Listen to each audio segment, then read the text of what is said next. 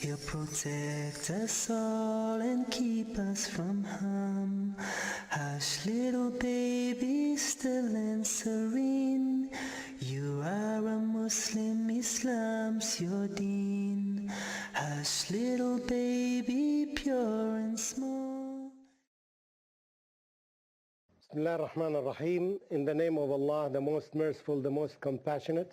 Dear viewers everywhere, I greet you with the greeting of peace. Assalamu alaikum wa rahmatullahi wa barakatuh. We're still discussing the topic of our schools. Are they improving? We talked about different issues. We talked about the vision and the mission. We talked about student-centered classrooms. We talked about the characteristics and qualities of good teaching. And today we are going to shift to another topic, which is about curriculum.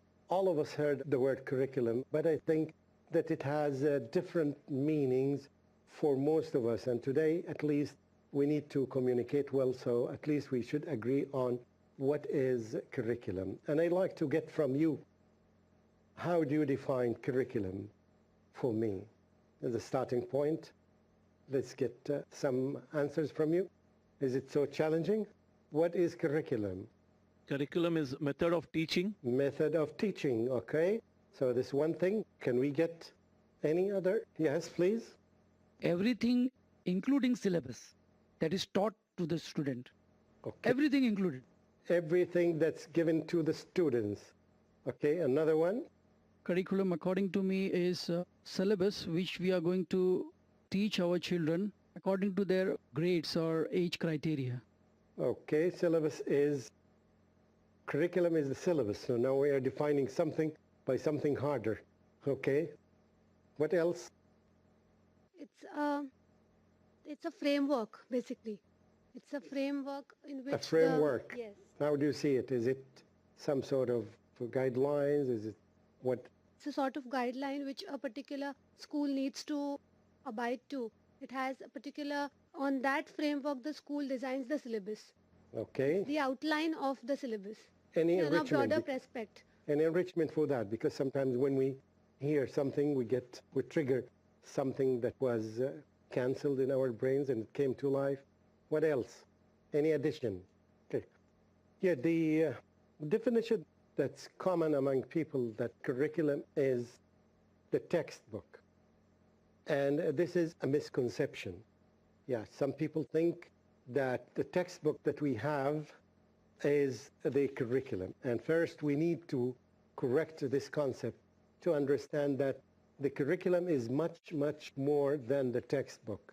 We can say the textbook is the basis of the curriculum. However, does not equal curriculum. It's part of the curriculum. It is the basis of the curriculum, but it is not the curriculum.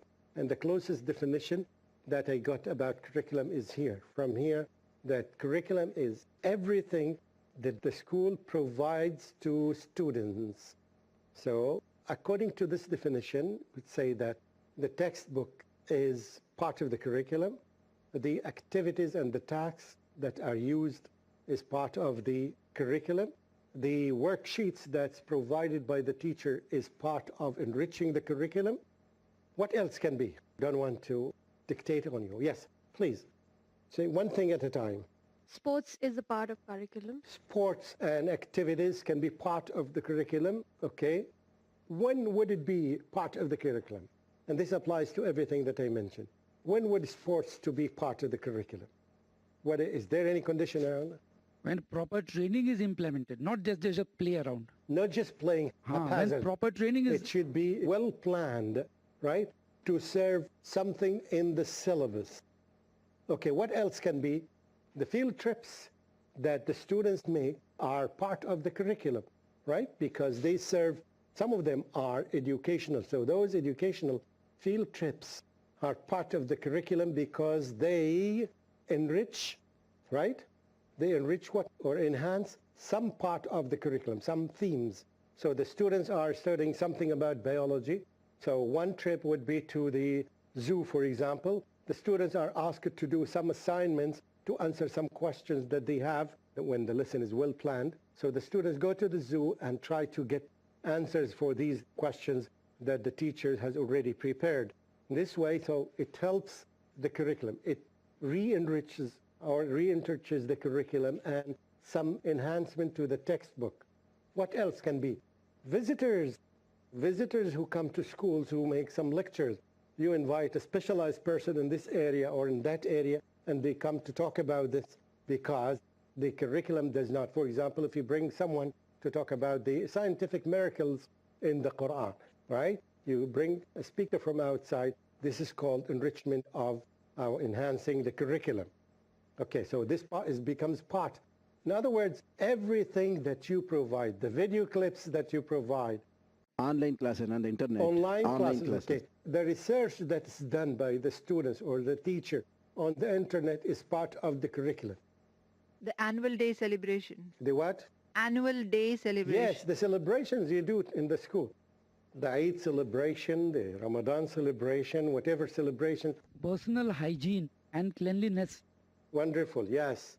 When we teach children in the school about healthy lifestyle, this is part of the curriculum because we want part of our objectives in the school or aims in the school is that to promote healthy lifestyle.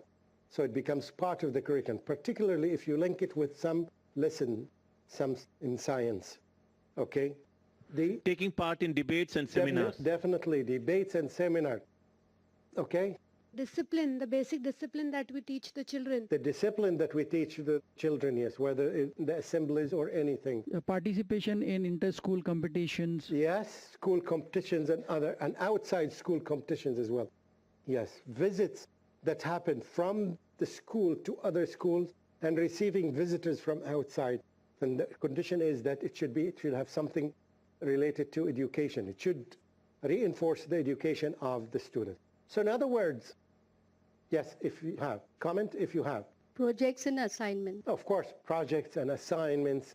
Yes, all these are part of the curriculum that is well planned. Yes? Team building. Huh? Team building. Team building and other skills that they learn, definitely. So now, what we're saying now is that the textbook is not the curriculum. This concept should be deeply rooted in our brains. Textbooks do not equal curriculum.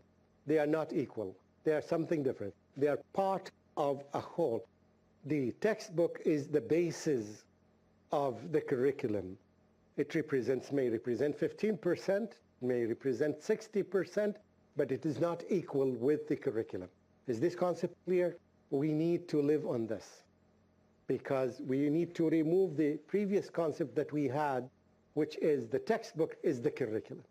No, the textbook is not the curriculum. The curriculum is everything that's given, yes, to the students. So when you write the syllabus, you would say something here, one column for the textbook, and one other column is enrichment of the curriculum. We are going to enrich this by a visit to a specific place, by a project, by some worksheets, by video clips you are going to use, by inviting somebody to come to enrich lecture or to enrich the topic or the theme that the students studied. Is this clear?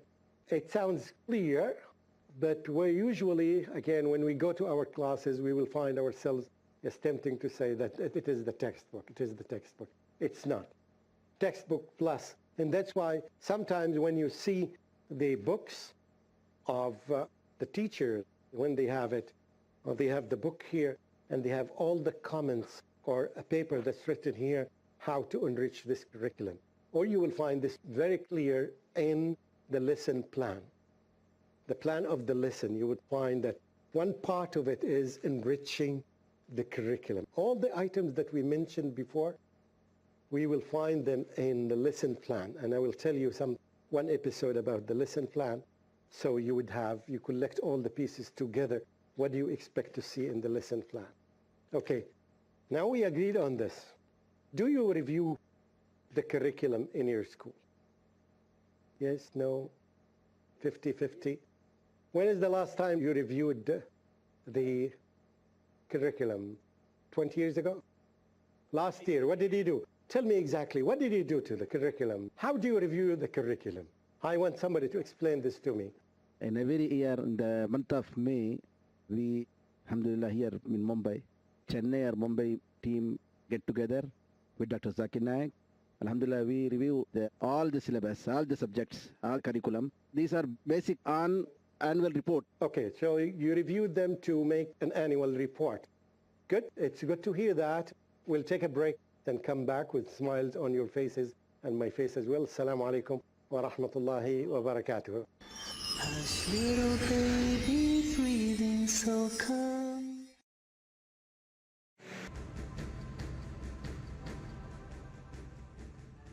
Assalamu alaikum. I'm your brother Yusuf Idris, and I hope that you're enjoying watching Peace TV.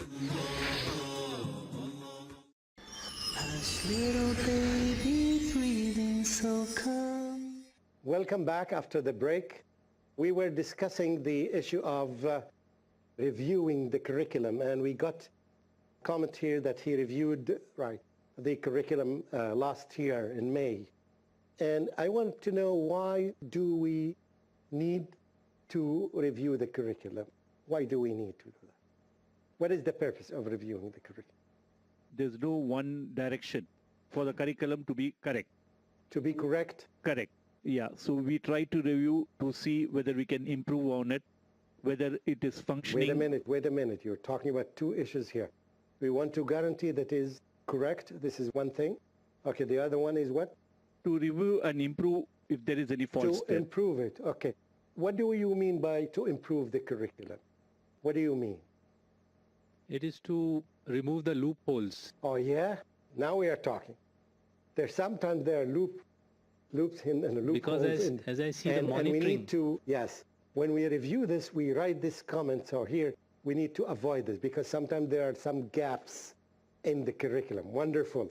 Okay, continue if you want. This is a continuous process of monitoring which we say in This is many very projects. great. The one approach of one school may be that, okay, let's sit together in May or in April, in whatever month, do the review.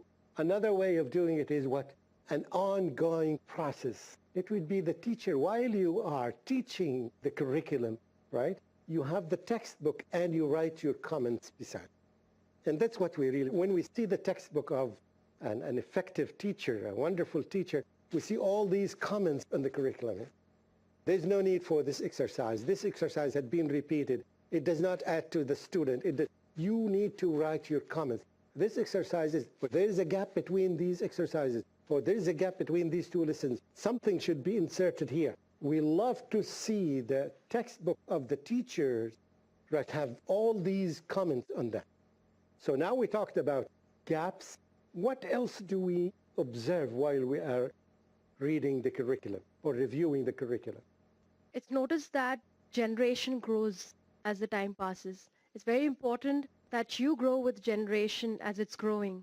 That's why it's very important to revise the syllabus, because even syllabus grows as the generation is going. So what do you mean by that? I understand. I want to hear. The technology is what we had earlier. So we are adding to that. It's because of the expenses of changing the textbook. The textbook can remain, right? But we add these things that we need to go with the generation, to go side by side with the advancement that's happening in the world. Is this clear? So this is very important to know that we need the curriculum to be updated. And we cannot change the books all the time, so we can add things. We can add something from another book. We can add a concept from here. We can refer to a video clip. We can refer to a link on the internet that would compensate for the gap between what is current and what's renewed. Is this clear? So we renew the curriculum for some reasons. Now, to discover the loopholes or the gaps, okay? So to delete them in order to benefit from the time. Secondly, is we update it to go with the age that we are living in, because there are many changes that's happening, and very frequently now. And let me remind you of something, yes, I read and I presented in one of the conferences. A university president said, we prepare our students to work in jobs that even we don't know the names of these jobs. The world is running. The advancement of technology is so quick that nobody can go hand in hand with it. To the degree that a student goes to a university, before he finishes the university, will find that the students who joined after 2 years are studying the same thing that he's studying last year. Do you see what I'm saying? And they don't know what jobs they are going to get. We used to prepare ourselves, this will be such and such. Now, because of what's happening in engineering, particularly the electric engineering and the advancement in computers, there are new jobs every day that we have never heard about them in the past. Sometimes when you look at the internet and look at vacancies, you'll find names of jobs you could have never imagined that these would be jobs. Why? You see? So we have to keep up with this. And the only way is to enrich the curriculum, because we cannot change the books every day, if you can do it. And even the new trend, by the way, in curriculum, I also made another research about comparing the benefit of CDs and written textbook. And perhaps someday you will never see the textbook. CD will be basically the textbook, but because it's easier and cheaper, much cheaper to update the information on CDs, right? So it will be mainly CDs. Why? Because every year you can make the changes with very, very, very little money that you add. You can add it. You can, again, in the CD you can add pictures, you can add video clips, you can add sound, you can add anything, and this is something that you cannot do with this. And it will become more effective, and it is more effective. And this is something that you can think of. Gradually you become reliant on these CDs. Of course, this requires that at least in the classroom you would have a tool that you can show what is there, let alone what will happen in the houses of the people, of the students, something that you can require later. But at least you should have a good library that would enable students to use these CDs, right? And would enable the teacher in every class to use what is in the CD. But it's cheaper than renewing the textbooks. So we evaluate, or make assessment of the textbooks or the curriculum so that we would do two things. Avoid the gaps. Secondly, is to cope up with the advancement. What else? Give me another reason. Why do you evaluate, recheck? Reviewing the curriculum also helps us to keep a check on whether we are fulfilling the vision of the school, whether Yes. we are intact with it. And like if you bring about many changes, as you said, Yes. but you should not go away Very with good. what you have come up. Yes, if we make slight changes in the vision after 10 years, and this is not reflected in the textbooks, so we need to make some changes to go hand in hand with the vision that we set and with the mission, with the promises that we made to the teacher. Something else. Okay. We should fulfill the need of the market. Definitely, we should study the needs of the market, particularly if you are at the end of a phase, secondary school, and some students are not going to join the university. They are going to join some jobs, right? And by the way, let me tell you that the studies say that these high degrees, PhDs and doctoral, whatever, they're going to disappear gradually. They say that now to get a job, to go to a company that produces something, say that you have a PhD, but they don't benefit from you. They benefit 5% of all what you've studied. So they say that this costs us. Forget about these people who have PhDs. Let's go to a person who just graduated of high school. We give him extra money. We take him to our place. We give him on-job training for 6 months, and he will give me more than what this PhD person has. And the same thing happens with the master's degree and even with the bachelor degrees. It's happening now. So you see the changes in the world. So that's why this point, whoever raised this point, we have to see what the market needs. And this may require us to add more computer things in secondary school. We may think of avoiding to teach something that is not so beneficial, just in any way. Okay. Yes, please. Even the quality part. The quality, of course. Any product you make, whether they are children's, Definitely. their Improve. curriculum, these Definitely. all are your products. Improve the And quality. they need to be a good quality And product. you know that the worst thing that when you do, by the way, when you author a book, is when it goes to a printing shop and it is produced in the market. This is the worst moment for the author. Once this is done, you will find all these emails and telephones and comments and criticism of your book. You would say, oh, I wish I wouldn't have produced my book now. I wish I would have got all this. And this is impossible. This is the nature of human beings. So that's why we need to update the curriculum. We need to update. There's one reason also that you didn't talk about it. What is it? Why do you want to update, to change, to review the curriculum? Okay, we mentioned 4 of them right now. Yes, there's another thing, to see the balance of the curriculum. Is the curriculum balanced? Does it cover the things that you had in your mind? And that's why one way of doing the review of the curriculum or building the curriculum, we begin with the end and we go down from top to bottom, not vice versa. See, these are our goals, so you go there and work something for those people who are going to graduate from there, and then you come down and then you look at them and see whether there are some gaps or not. Part of the curriculum, is it balanced? Let me give you this example of tafsir. When you look into most of the books of tafsir, right, you would find not all of them, very few of them talk about the scientific miracles. Am I right? Yes. Now, when you are living now you need to teach the students something about this. And this is not available in the books of tafsir. So that's why you need to update the curriculum to make a balance between the ayat of ahkam and the ayat of the themes that you want to cover and the scientific ayat, because this is really needed nowadays more than before, right? So to make the balance, to see now, am I making a right balance? And believe me, you know that the politicians fight each other all the time? Yes. The people who work in curriculum fight each other all the time because it's very difficult. It's a human work. It's very difficult to really to put the balance between subjects. And when we put is it 2 hours for geography versus 2 hours for tafsir? Okay, let's go back and see the vision doesn't talk about geography. And of course, the teacher of geography, there's a threat on him, right? He's afraid to lose his job, so he would be fighting that I need 3 hours, not just 2 hours. Anyway, so we have to keep the balance. Are we doing a balanced, as we make a balanced diet for the students? Are we making a balanced curriculum to see what's happening in the world now? And this is one of the most difficult tasks. وجزاكم الله خيرا. السلام عليكم ورحمة الله وبركاته.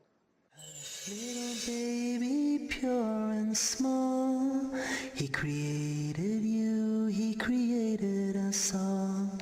Hush, little baby, don't you fear, we're never alone when Allah's so near. Hush, little baby, breathing so calm, he'll protect us all and keep us from harm. Hush, little baby, still and serene,